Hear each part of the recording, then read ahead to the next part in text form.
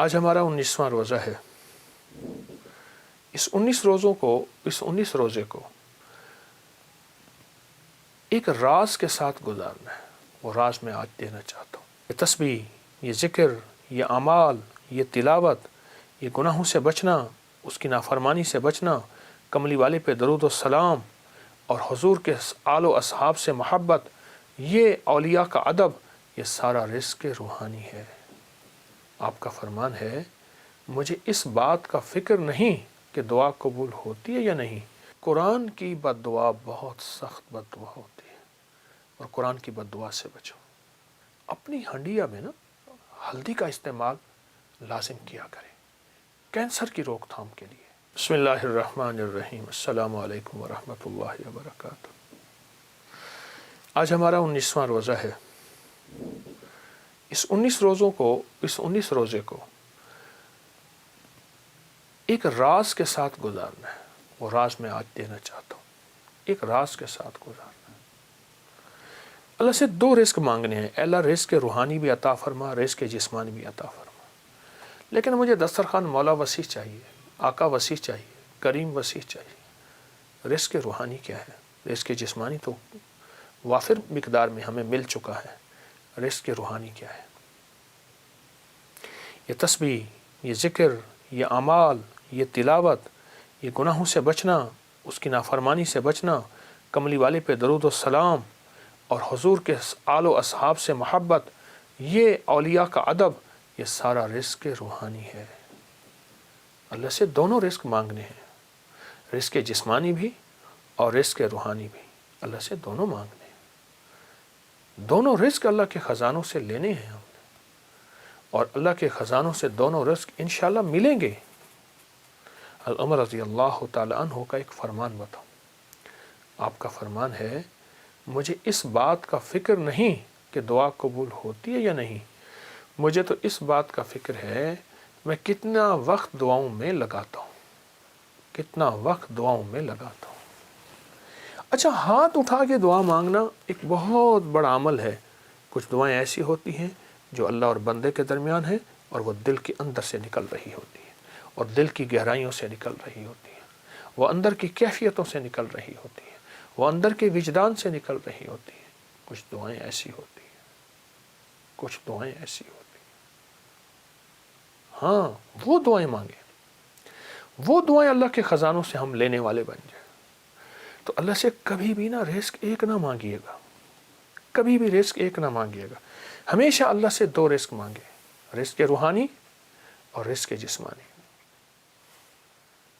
روحانی رزق آج تک نہیں سنا، وہ یہ ہے، اچھا ہمارے گھر میں روحانی دسترخوان لگتا ہے، جسمانی دسترخوان تو لگتا ہے، ٹیبل پہ نیچے کہیں دسترخوان بھی لگتا ہے، کیا روحانی دسترخوان بھی لگتا ہے؟ اس کو سوچیں۔ اگر روحانی دسترخوان نہیں لگتا تو آج کے بعد روحانی دسترخوان لگائیں۔ تلاوت، روز 1 پارہ پڑھ لیں، نہیں پڑھ سکتے 1 پاؤ پڑھ لیں، نہیں پڑھ سکتے ایک ورق پڑھ لیں، قرآن کی زیارت کریں۔ میں ایک مری میں ایک جگہ جانا ہوا، تو وہاں انہوں نے کہا ہمارے گھر میں کسی نے جادو کیا ہوا ہے، ہمارے گھر میں مشکلات ہیں، مسائل ہیں، الجھنیں ہیں، ناکامیاں ہیں، پریشانیاں ہیں، بہت زیادہ پریشانیاں تھیں۔ تو اللہ پاک نے دل میں ڈالا، کشف وغیرہ کے دعوے تو کر نہیں سکتا۔ میں نے کہا آپ کے گھر میں قرآن کی بد دعا ہے، اور پھر میں نے انہیں ایک واقعہ سنایا۔ ایک بہت بڑے درویش تھے، وہ ہر سال ایک جگہ جاتے تھے، چند دن وہاں گزارتے، لوگوں کو اللہ اللہ سکھاتے۔ تو انہوں نے کہا حضرت ہمارے ہاں قریب ایک گاؤں ہے، بستی ہے، ان کے لوگ بہت پریشان ہیں، آپ وہاں بھی تشریف لے جائیں۔ وہاں گئے تو واقعی پریشان تھے لوگ، گھروں میں بیماریاں، جھگڑے، طلاقیں، تکلیفیں، مشکلات، بندشیں، مسائل رزق کے، گھر کے، اولاد کے، بہت پریشان۔ حضرت نے وہاں پہنچے تو غور سے سارے نظام پہ توجہ فرمائی، دیکھا۔ آپ نے فرمایا تمہارے گھروں میں قرآن کی سسکیاں سن رہا ہوں، اور قرآن کی بد دعائیں سن رہا ہوں، اور قرآن کی بد دعا بہت سخت بد دعا ہوتی ہے، اور قرآن کی بد دعا سے بچو۔ حیران ہو گئے کہ قرآن بد دعا دیتا ہے. فرمایا قرآن کی سسکیاں بھی ہوتی ہیں، قرآن کی بد دعائیں بھی ہوتی ہیں، اس سے بچو. ان پڑھ ہو، نہیں پڑھ سکتے، قرآن پاک اٹھاؤ، چومو اور باوضو اور اس کی ہر سطر پہ پہلا کلمہ پڑھتے جاؤ، ہر سطر پہ پہلا کلمہ پڑھتے جاؤ. اور اگر پڑھے ہوئے ہو، ایک پارہ پڑھ لو، آدھا پارہ پڑھ لو، ایک پاؤ پڑھ لو، تھوڑا پڑھ لو، زیادہ پڑھ لو. میری درخواست یہ ہے، اللہ سے رزق روحانی منوائیں. اللہ میری نسلوں کے لیے رزق روحانی عطا فرما. ان رمضان کی 19 رمضان کی ان معتبر، مبارک اور مقدس گھڑیوں میں اللہ سے رزق روحانی منوائیں.